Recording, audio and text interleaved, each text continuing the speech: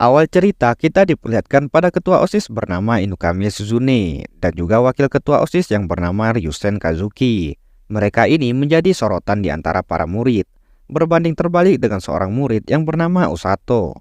Dia adalah siswa SMA biasa yang tidak mencolok, akan tetapi dia menginginkan kehidupan unik yang jauh dari realita. Hujan pun turun, Usato hendak pulang sekolah, namun payungnya hilang diambil seseorang. Setelah menunggu lama, hujan tak kunjung reda. Kemudian Inukami dan Kazuki menghampirinya. Kazuki memberikan payung cadangannya kepada Usato. Mereka pun berkenalan dan pulang bersama. Di tengah perjalanan, Kazuki dan Inukami mendengar suara lonceng. Akan tetapi suara lonceng itu hanya didengar oleh mereka, sedangkan Usato tidak mendengar sama sekali. Suara loncengnya pun menjadi semakin keras dan tiba-tiba tepat di bawah kaki mereka terbentuk lingkaran sihir. Usato menduga lingkaran sihir ini merupakan gerbang menuju dunia lain. Inukami pun menjadi sangat bersemangat karena di isekai terdapat sihir dan monster, bahkan pahlawan. Kemudian mereka terbangun di sebuah kerajaan. Raja ini bernama Layot. Dia pun menjelaskan kerajaan ini bernama Linger, dan mereka dipanggil ke kerajaan Linger sebagai pahlawan. 2 tahun lalu mereka diserang oleh Raja Iblis di dunia ini. Saat itu mereka berjuang keras dan berhasil menghalau Raja Iblis. Akan tetapi pasukan Raja Iblis semakin bertambah kuat. Sebagai upaya terakhir, mereka menggunakan sihir terlarang untuk memanggil orang dari dunia lain yang berpotensi untuk mengalahkan Raja Iblis. Namun Kazuki tidak peduli kepada pahlawan maupun Raja Iblis. Dia marah karena mereka menyeret dirinya seenaknya dan Kazuki meminta untuk dipulangkan sekarang juga. Mereka pun dipulangkan dan cerita sampai di sini tamat agar pengangguran yang bikin konten ini bisa nguduk sambil ngopi tanpa memikirkan YouTube-nya yang ditolak oleh Mbak Google. Lanjut cerita, sang raja mengatakan tidak bisa memulangkan mereka karena sihir pemanggil pahlawan hanya bekerja satu arah. Mereka hanya bisa memanggil tapi tidak bisa memulangkan. Kazuki pun semakin marah karena dia memiliki keluarga, begitu juga dengan Inukami dan Usato. Raja menghampiri mereka dan berlutut sambil mengatakan, "Kelak gua akan mencari cara agar dapat memulangkan kalian. Sampai saat itu tiba, tolong pinjamkan kekuatan kalian, para pahlawan." Penasihat raja yang bernama Welsi menjelaskan lingkaran pemanggil pahlawan mengandung formula sihir untuk mencari orang-orang dengan potensi pahlawan, dan saat pemanggilan mereka seharusnya mendengar suara lonceng. Namun Usato tidak mendengar suara lonceng yang menandakan dia tidak berpotensi dan hanya ikut terseret. Kemudian Welsi akan melihat kekuatan sihir mereka menggunakan bola kristal ini. Inukami menyentuh bola itu, kemudian terpancar warna kuning pada bola kristal tersebut. Warna kuning menandakan Inukami memiliki bakat sihir petir, dan kapasitas energi sihirnya pun besar. Selanjutnya giliran Kazukami, dia pun menyentuh bola itu dan terpancar warna putih yang menandakan Kazukami memiliki bakat sihir cahaya yang sangat hebat. Selain itu, metode penggunaannya juga sangat langka. Saat melawan iblis, cahaya adalah elemen yang tidak tertandingi. Kemudian, giliran Usato yang menyentuh bola. Dia berharap kekuatan yang muncul bisa membantu Inukami dan Kazuki. Dan bolanya pun berubah menjadi warna hijau. Namun Welsi terlihat panik. Dia pun langsung menyeret Usato untuk melaporkan pada raja. Begitu raja mengetahui warna elemen Usato, dia langsung menjadi panik karena elemen sihir Usato sangat langka. Raja pun hendak mengirimkan Usato keluar kota. Namun tiba-tiba seorang wanita yang bernama Ros muncul. Dia pun menanyakan, apakah Usato seorang pahlawan? Raja mengatakan bahwa dia hanya pemuda yang tidak sengaja terseret dan tidak ada yang istimewa. Ros memperkenalkan dirinya, yaitu kapten pasukan penyelamat kerajaan. Kemudian Ros pun hendak pergi. Akan tetapi Usato menanyakan pada raja, apa arti warna hijau di bola kristal itu? Ros yang mendengar warna hijau menghampiri Usato. Raja pun memerintahkan kepada Welsi agar menjauhkan Usato dari Ros. Usato pun dilempar keluar menggunakan sihir air. Namun dengan kecepatannya, Ros dapat mengejar Usato dan memecahkan sihir air tersebut. Sebelum pergi, Ros pun mengatakan pada raja bahwa dia akan mendidik Usato hingga menjadi anggota penyembuh yang sangat hebat. Kemudian Welsi menjelaskan pada Inukami dan Kazumi bahwa Usato dibawa ke tempat pasukan penyelamat yang agak jauh dari kastil. Elemen sihir Usato yang berwarna hijau adalah sihir penyembuh yang sangat langka, dan Ros adalah salah satu penyihir penyembuh, dan dia berniat menjadikan Usato sebagai bawahannya. Akan tetapi, kebijakan latihan Rose sangatlah tidak lazim. Kembali pada Usato, saat ini Rose menjelaskan warna hijau yang terpancar dari bola kristal, dan tempat ini sekarang menjadi rumah baru Usato. Di sana juga terdapat pasukan penyembuh yang terlihat sangat menyeramkan, seperti om-om yang suka pinjol. Berbanding terbalik dengan pasukan penyembuh yang ada di dalam pikiran kita semua. Rose menjelaskan bahwa mereka ini adalah anak buahnya, tapi mereka bukanlah penyihir penyembuh. Masih ada 2 orang penyihir penyembuh di pasukan penyelamat, tapi mereka ditempatkan di tempat yang lain. Maka dari itu, mulai besok Rose akan mengajari Usato untuk menjadi penyihir penyembuh. Anak buah Rose mengatakan bahwa Usato akan melihat neraka besok. Keesokan harinya, Inukami dan Kazuki mengunjungi Usato. Usato pun menjelaskan bahwa hari ini dia akan menjalani pelatihan seperti neraka. Namun dia tidak kecewa dan ingin bermanfaat bagi orang-orang di sekitarnya. Setelah silaturahmi itu, mereka pun pulang. Kemudian Rose keluar dan menjelaskan bahwa tempat ini bukanlah penjara, jadi Usato bebas menerima kunjungan di luar waktu pelatihan. Kemudian dia memberi buku harian kepada Usato. Usato diminta untuk menulis semua pengalaman latihan dan juga perasaannya. Pelatihan yang katanya seperti neraka pun dimulai.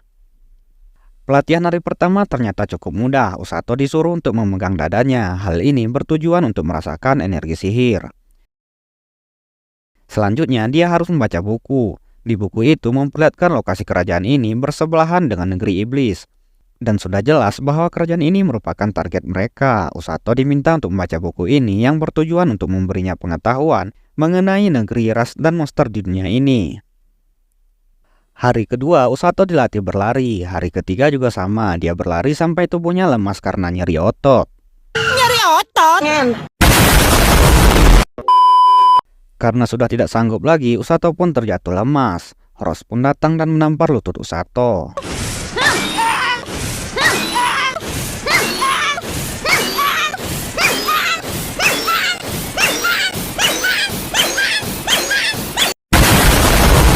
Namun anehnya dia tidak merasakan sakit saat ditampar, bahkan rasa nyeri pada kakinya yang menjadi hilang. Yang ternyata Rose menyembuhkan nyeri otot Usato secara paksa. Usato pun disuruh untuk berlari lagi, dan semua kejadian ini termasuk perasaannya, dia menulis di buku hariannya. Hari keempat, Usato kini berlatih bersama anggota lain. Usato di sini ingin membantah Rose, namun dia hanya menulis perasaannya di buku. Hari kelima pelatihan masih sama, yaitu berlari. Pada hari keenam, Usato berlari di tengah hujan. Dia pun jatuh terpleset, dan di tangannya muncul energi sihir penyembuh. Hari ketujuh, Usato dipaksa berlari mati-matian. Terlebih lagi, dia mendapat tendangan. Rose di sini kelihatan kesal. Usato menduga Rose telah membaca buku hariannya yang menjelek-jelekkan Rose. Hari ke-8, Usato terus dipukuli di bagian bokongnya hingga pada hari ke-9, tangannya mengeluarkan sihir penyembuh untuk menyembuhkan pantatnya yang akan hancur. Dan bukan hanya pantat, melainkan seluruh tubuhnya yang terasa sembuh. Hari ke-10, setelah Usato dapat mengeluarkan sihir penyembuh sesuai kehendaknya, dia tidak merasa lelah setelah berlari sejauh mungkin. Hari ke-11, jatah latihannya ditambah. Saat sedang push up, Rose memberitahukan tujuannya melatih tubuh Usato hingga seperti ini. Itu semua untuk mempercepat Usato kabur dari musuh di medan perang. Makin cepat lari Usato, makin cepat pula rekannya dapat ditolong. Hari ke-12, seperti biasa, Usato berlari dari pagi hingga siang dan push up sampai malam hingga tubuhnya terasa ringan. Hari ke-13, Rose memberi beban pemberat selepas tahu perkembangannya. 1 minggu berlalu, Kazuki dan Inukami datang berkunjung. Mereka semua kaget saat melihat Usato push up dengan batu besar dan juga Rose di punggungnya. Kemudian Rose menambah 1 batu lagi. Dengan kekuatan penyembuhnya, Usato dapat melakukan push up walau di punggungnya ada 2 batu besar. Namun kemudian, ketua Siglis tidak terima melihat Usato diperlakukan dengan kejam. Akan tetapi Rose mengatakan bahwa Usato akan menjadi tangan kanannya. Usato pun beristirahat untuk mengobrol dengan temannya. Ketua Siglis tadi merupakan panglima militer kerajaan Linger dan juga kesatria terkuat di kerajaan ini. Bocil yang bersama mereka merupakan putri raja yang bernama Celia. Inukami pun mengatakan bahwa latihan Usato sangatlah berat berbanding terbalik dengan latihan mereka yang dilatih teknik berpedang oleh Siglis. Dan Welsi yang mengajari mereka sihir. Kondisi fisik dan mental mereka pun selalu diperhatikan. Namun berkat latihan yang kejam, kini Usato menjadi berotot. Keesokan harinya, Rose mengajak Usato pergi keluar. Setelah berjalan cukup lama, mereka sampai di hutan kegelapan linger. Usato tidak diperbolehkan pulang hingga berhasil mengalahkan seekor Grand Grizzly. Dari pengetahuan Usato yang membaca buku, Grand Grizzly merupakan beruang yang sudah hidup lebih dari 1 abad. Grand Grizzly, Grand Grizzly, Grand Grizzly, Grand Grizzly, Grand Grizzly. Bahkan beruang yang masih muda pun sudah sangat berbahaya, namun Ross yakin dengan Usato yang sekarang pasti bisa mengalahkannya dengan mudah. Usato pun dilempar ke tengah hutan. Usato menggunakan kekuatannya untuk landing dengan sempurna. Karena sudah terlanjur masuk ke dalam hutan, dia pun akan mencari beruang grizzly agar bisa pulang. Namun tiba-tiba beruang itu muncul di belakangnya. Usato berlari ketakutan karena beruang itu lebih besar dari dugaannya. Usato berpikir dia sudah melewati ujian seperti neraka dan beruang itu tidak lebih menakutkan daripada Ross. Usato berbalik hendak mengajak si beruang untuk Baiwan. Namun dikira Baiwan, ternyata si beruang membawa kawan. Kemudian Usato melompat ke air terjun. Dia pun selamat dari kejaran beruang. Usato di sini hanya diberikan makanan darurat, air dan sebuah pisau. Karena sudah malam, dia pun memutuskan untuk beristirahat. Keesokan harinya Usato mencari sarang dari beruang grizzly. Dikatakan juga beruang itu hidup berkelompok. Namun tiba-tiba Usato dihampiri kelinci yang terluka. Kemudian dia menyembuhkannya dengan sihir penyembuh. Kelinci itu pun mengikuti kemana Usato pergi. Anehnya kelinci ini mengerti perkataan Usato. Kelinci itu membawanya ke sarang beruang grizzly. Selanjutnya Usato mengamati pergerakan beruang tersebut. Namun ketika selesai mengamati beruang, dia melihat ular yang sangat besar. Ular itu bahkan tidak tertulis di buku pengetahuan di dunia ini. Singkat cerita, 4 hari telah berlalu. Usato pun terus menghabiskan harinya untuk mengamati keluarga beruang grizzly. Dia tidak diperbolehkan pulang sebelum bisa mengalahkan beruang tersebut. Keesokan harinya, beruang itu telah tewas. Dari bekas gigitan di tubuh beruang itu, bisa dipastikan ular yang dilihat Usato tempo harilah yang mengalahkannya. Tapi ular itu menghabisi beruang ini bukan untuk dimakan, melainkan untuk bermain-main saja. Dari bebatuan muncul anak beruang grizzly yang ternyata masih selamat. Usato yang marah karena targetnya telah diambil si ular, dia pun berniat balas dendam terhadap ular itu. Dengan menggunakan kayu yang ditajamkan, dia langsung pergi menuju ke tempat sang ular. Di sana dia melihat anak beruang grizzly sedang berhadapan dengan sang ular. Usato pun langsung maju, namun dia hampir dimakan. Kemudian dia menusuk mata ular itu dengan kayu yang dibawanya. Usato terkena libasan ekor si ular. Dengan kekuatan penyembuhnya, dia tidak terluka. Usato melancarkan serangan ke titik buta si ular, akan tetapi si ular menggigitnya. Dengan kekuatan penyembuhnya lagi, Usato menusuk dari dalam mulut si ular, yang membuatnya terlepas dari gigitan. Dia pun merasa racun telah menyebar di seluruh tubuhnya. Dan karena MC kita memiliki kekuatan penyembuh, jelas dia dapat segera langsung sembuh. Usato menyerang lagi. Ekor si ular dapat ditahan oleh beruang. Dia pun naik ke kepala si ular dan menonjoknya. Kemudian dia menusuknya yang membuat si ular itu langsung kalah. Beruang itu pun berterima kasih karena telah membalaskan dendamnya. Akan tetapi sang ular kembali bangkit dan menyerang Usato. Ketika Usato akan dimakan, Ross datang menghantam kepala si ular. Seketika ular itu pun langsung tewas. Emang ya, wanita dapat menaklukkan segala jenis ular, termasuk ular hitam. Ular itu pun mengeluarkan cairan merah, bukan cairan putih-putih. Kimochi.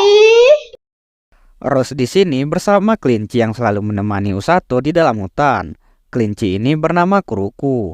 Ross sengaja menyuruh Kuruku untuk mengawasi Usato, agar Ross dapat menolongnya dalam keadaan darurat. Ross pun memberitahukan dia tidak menyangka ular ini akan muncul. Ular ini adalah monster yang telah dimodifikasi oleh pasukan Raja Iblis. Kesatria Siglis gagal membunuhnya saat peperangan terakhir, dan dia pasti kabur ke sini. Ross juga menjelaskan, bahkan pasukan elit kerajaan tidak mampu mengalahkan beruang grizzly tanpa terluka. Tujuan dia mengirim Usato kemari adalah memberinya pengalaman melawan musuh yang kuat. Namun melihat Usato melawan si ular, Ross semakin tertarik kepada Usato yang mempunyai kegigihan. Kemudian beruang ini dibawa pulang oleh Ross. Usato pun dinyatakan lulus kualifikasi. Kualifikasi untuk bisa berdiri di medan perang yang sama dengannya. Karena Usato mempunyai mental yang gigih. Sedangkan 2 penyembuh lain tidak memiliki kegigihan. Sebentar lagi pasukan Raja Iblis akan menyerang. Di sisi lain, terlihat Raja Iblis memanggil pasukan Raja Iblis ketiga bernama Amelia. Raja Iblis menanyakan perkembangan serangan pada kerajaan Linger. Amelia memberitahukan saat ini dia sedang mempersiapkan pasukan, dan sebentar lagi mereka akan menyerang.